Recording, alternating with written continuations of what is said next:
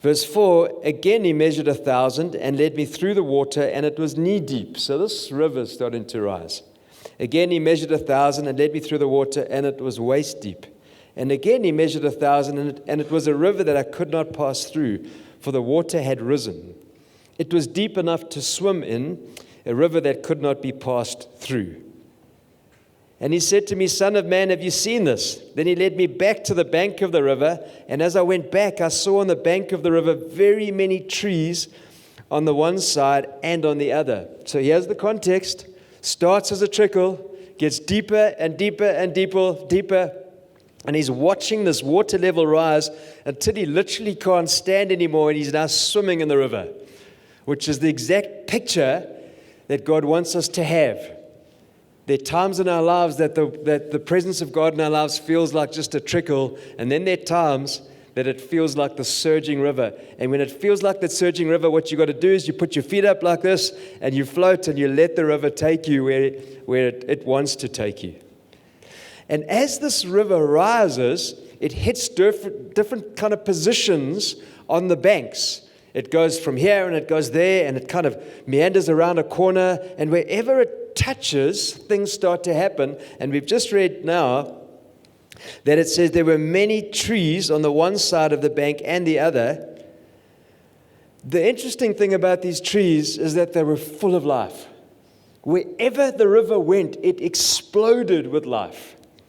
Verse 8, this water, he said to me, this water flows toward the eastern region and goes down into the Arabah and enters the sea. What sea is that? It's the Dead Sea. So we know the Dead Sea. I've never been there. Has anyone here been to the Dead Sea?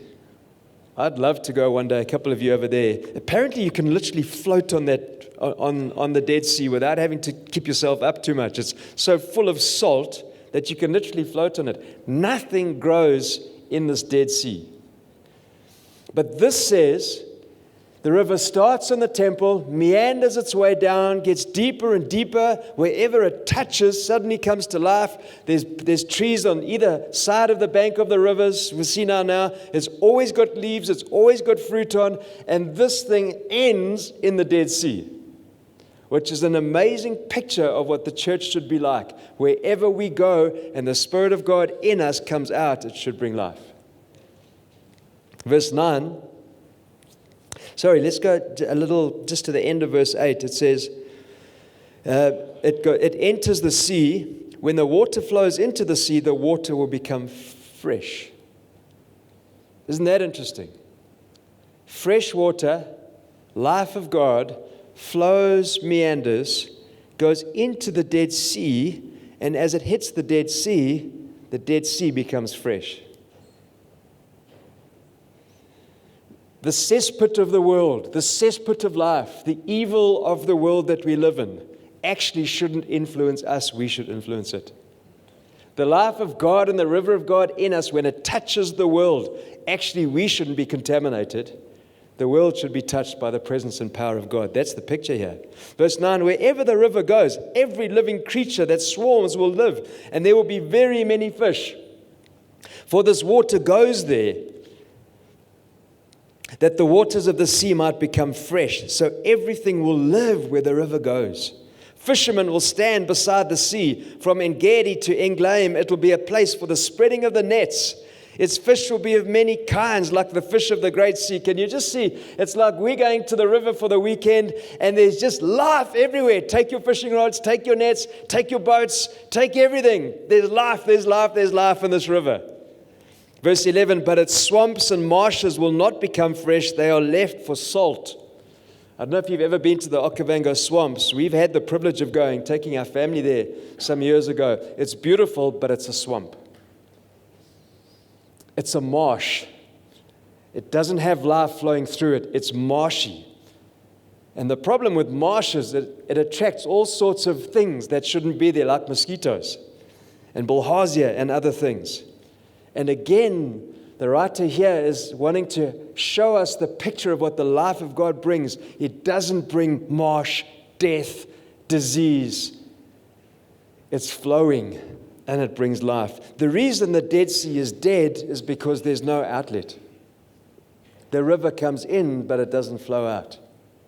And it creates death. Verse 12, this is the last verse. On the banks, on both sides of the river, there will grow all kinds of trees for food. Their leaves will not wither, nor will their fruit fail, but they will bear fresh fruit every month, because the water for them flows from the sanctuary. Their fruit will be for food, and their leaves for healing. What an amazing picture. This is the life of God. This should be the life of the church. This is what the CU Sabi represents when you guys go into your town, when you go into your workplaces, into your schools. That's the picture of what should happen. The Dead Sea suddenly comes full of life. I want to just talk a little around that before we go into worship. Just 3 points I want to bring out. An introduction to that is this: the destination of the river is the Dead Sea. If the river doesn't go into the Dead Sea, it's not doing its job properly. The river is not meant to be contaminated. It's not meant to be cut off. It's not meant to be tamed. It's meant to go into places of death so that it can bring life. Just 3 areas to watch out for a little bit when it comes to this river. And again, we'll just use a very practical image of the river and some of the obstacles that we find in the river. The first is an eddy. Do you know what an eddy is? An eddy is the current of the river goes down, and there's certain times, certain things. I don't understand all the mechanics or the scientific stuff behind it, but sometimes in a river you'll stand on the bank and you'll see, hold on, the water's flowing strongly, but over there it looks like it's going round in a circle. Have you seen that? That's called an eddy. In fact, sometimes the circle goes round like this and actually starts to come back upstream. Have you noticed that before? It literally, there's a certain section of the river where instead of going down, it goes into a circle and it creates this momentum where a little bit of it actually comes back into the river. It's like it's flowing upstream. It shouldn't do that. And I'd like to suggest that obstacle that we should look out for is, I would call it the rut life. The rut race. Not the rat race, the rut race. The chasing after your tail. If we represent the river, which should be going downstream, sometimes the eddies of life grab our attention and cause us to go round and round and round in circles, and even sometimes backwards. And it's not a good place to be. I like the expression, chasing your tail. Have you ever seen a dog chase his tail? Have you? Has anyone seen that? It's actually really funny to watch. I mean, it does it over and over. It doesn't realize that it's just going round and round and round in circles. He's trying to chase something that shouldn't be chased. And I think as Christians, sometimes we do that. We chase our tails. Some examples around that could be business ventures. We chase after a business venture, and it's just not getting anywhere. And maybe God's saying, that's not the venture you should be chasing. It's not wrong to explore business ventures, but if it starts to go round and round in circles, and clearly the hand of God is not on that, then maybe get out of that rut. It could be sport. We chase after sport.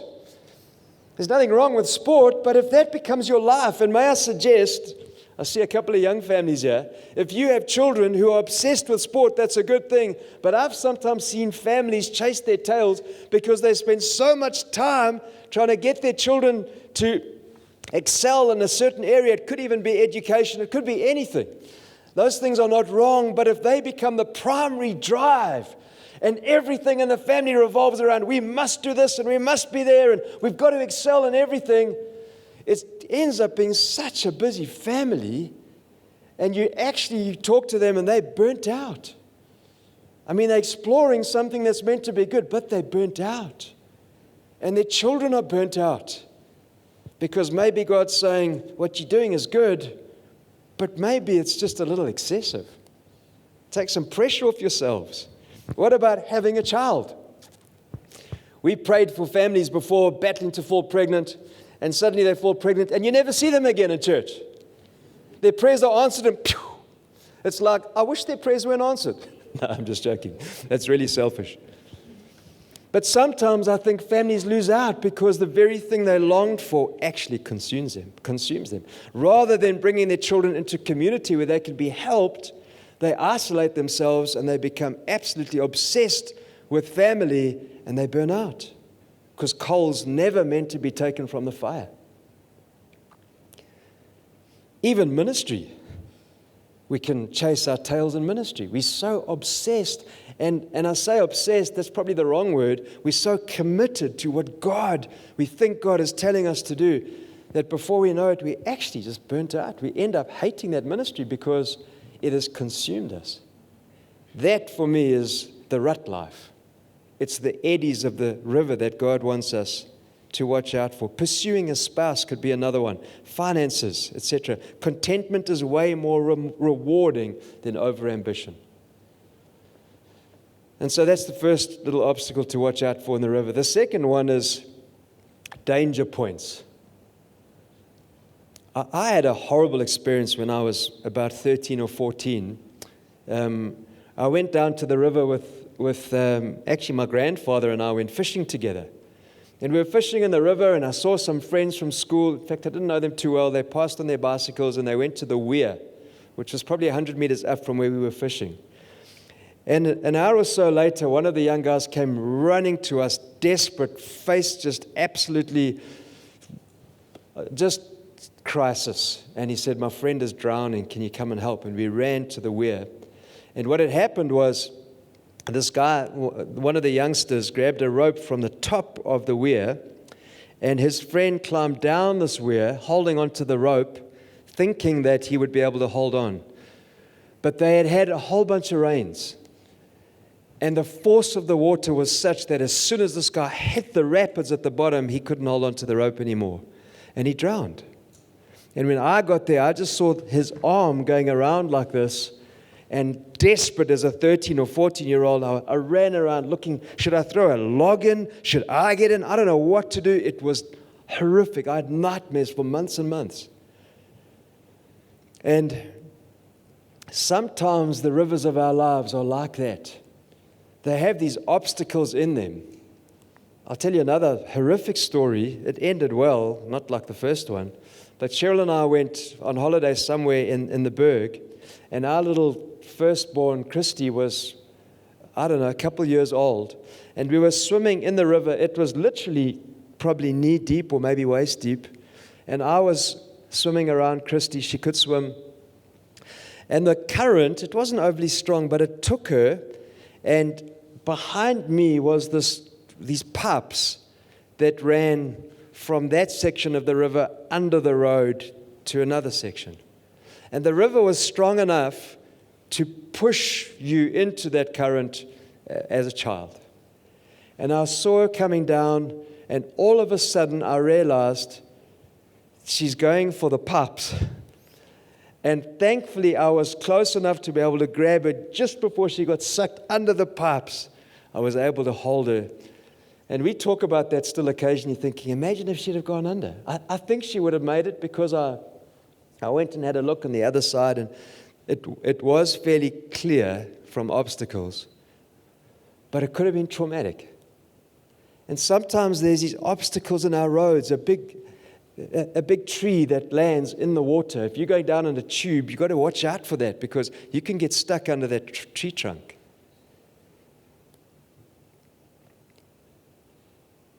And maybe that could represent things in our lives like tragedies.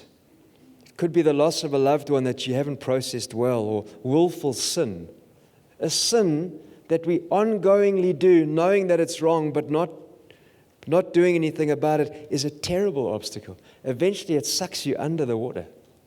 We drown in our sin, not because God's harsh, but because sin is evil. And that's the exact plan of the devil. It could be just hopelessness. Some Christians are hopeless. Something's happened in your world and you become absolutely hopeless. That's an obstacle. And you've got to get around that. Bearing a grudge against someone else is an obstacle, because that will surely suck you under and kill you spiritually. Having an offense against anyone. I've got a word for offense. It's called cranky. Cranky, crabby. There's a beautiful Afrikaans word, which I won't say from here, to beautifully describe when you get really cross with someone. Some Christians are like that. They just carry this weight of anger and offense, anger at the government, anger at some people they don't even know. It's an obstacle. And if you don't control it, if you don't dodge it, it will pull you under. And the very beauty of God, which is the river of God, if you don't navigate your way well down the river, it can actually end up hurting you. Not because of God, but because we have an enemy. Slander is another obstacle. If we loose with our tongues, be sure we will hit an obstacle. Competitiveness, grumbling, unbridled fear is another obstacle. Sometimes we get into fear. The thing about a bridle, it's meant to fit perfectly on a horse's face. And what's attached to the bridle is the reins. And unbridled fear is like taking the bridle off of the horse. You've got no control over that animal. And sometimes we become that horse, unbridled. And this fear comes upon us. It absolutely consumes us. And it becomes an obstacle. And some Christians drown spiritually from fear. When you talk to them, their whole world is consumed and obsessed with fear. And it's an obstacle. And then third and lastly, another obstacle to watch out for in the river is the banks. You say, well, Guy, the banks are good places, aren't they? Surely. I don't know if you've seen a river when it goes down and it starts to curve like this. And as it curves, it actually creates, it cuts away some of the bank. And it creates a place, actually, that's quite beautiful to go and picnic at. You see this water, and over the years, it's actually eaten away at the bank, and it creates a nice slope. And you can sit there, and, we've just read, on the banks of the river, there's trees that have always got fruit on it. So a bank is a nice place. The fishermen are throwing their nets, and you take your picnic lunch, and you take your tube, and you go and hang out at the river. Here's the problem. If you camp on the bank, the very purpose that your and my life and your life was created for isn't achieved. Because the purpose of the river of God is to go into the Dead Sea. It's not to stay on the bank.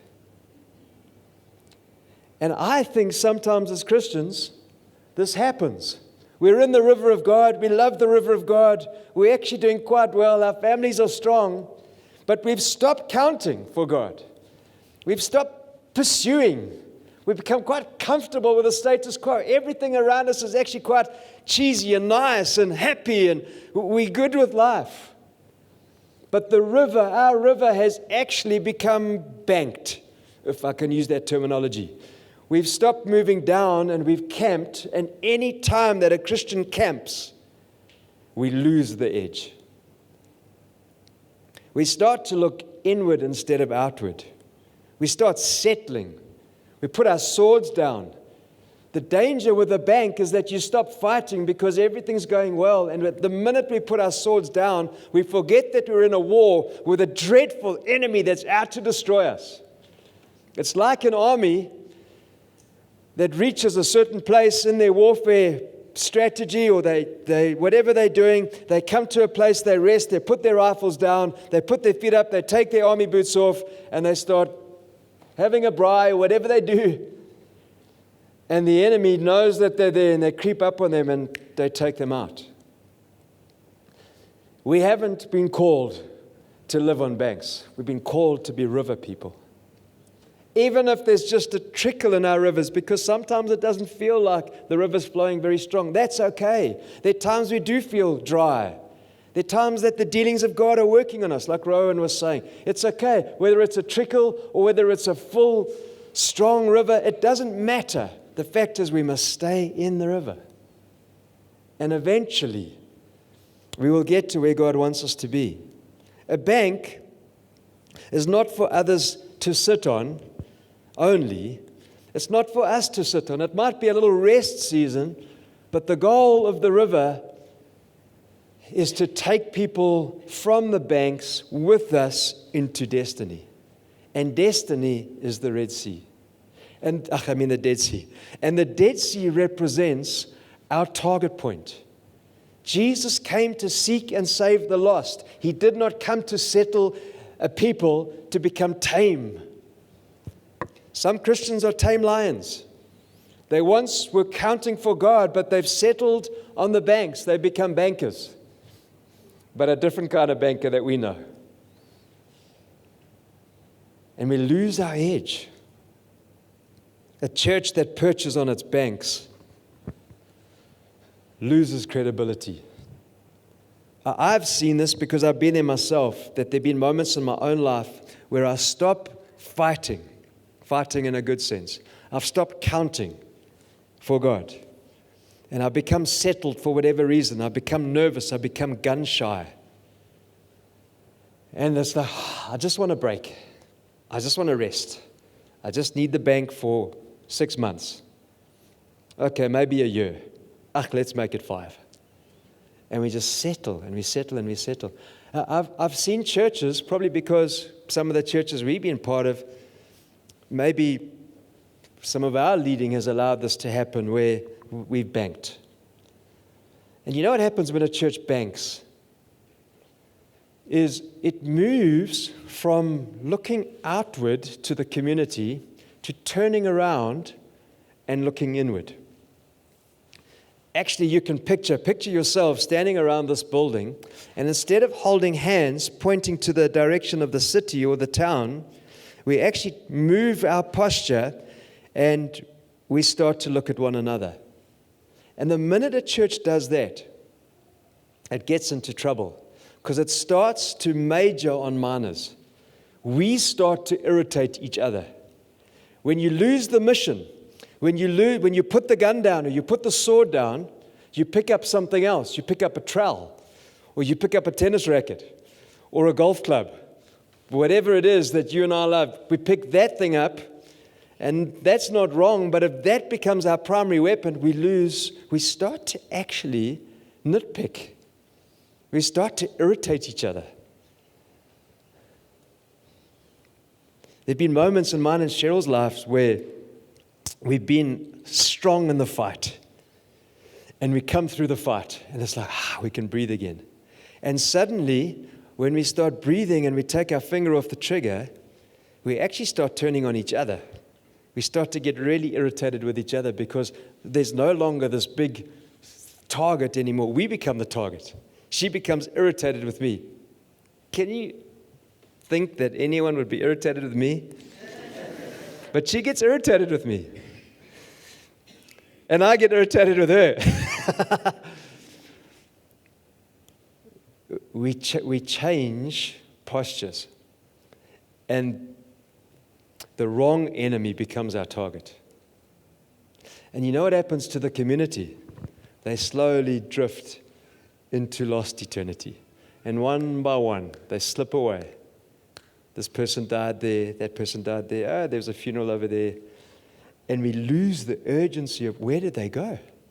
Were they believers? Are they in heaven? Who fought for them? Was the church out there throwing the net, desperately trying to see these people come to Christ? Or are we happy just navel-gazing, singing ring-a-ring-a-rosies, looking at each other, getting irritated with each other, to hell with the community because they're bad people? And we lose the edge. Don't feel bad because we've all done it. But I do think sometimes it's good to hear these things because the river is meant to be full of life. And perhaps today, some of us need to just change our postures a little bit if God is convicting in any way. And if you're doing well going down the river, just keep going. But take people with you. Don't be that person up front who does everything. Don't be the one who's always pioneering and you've got no one behind you. We've got this saying in our church, who's your shadow? Who are you bringing along with you?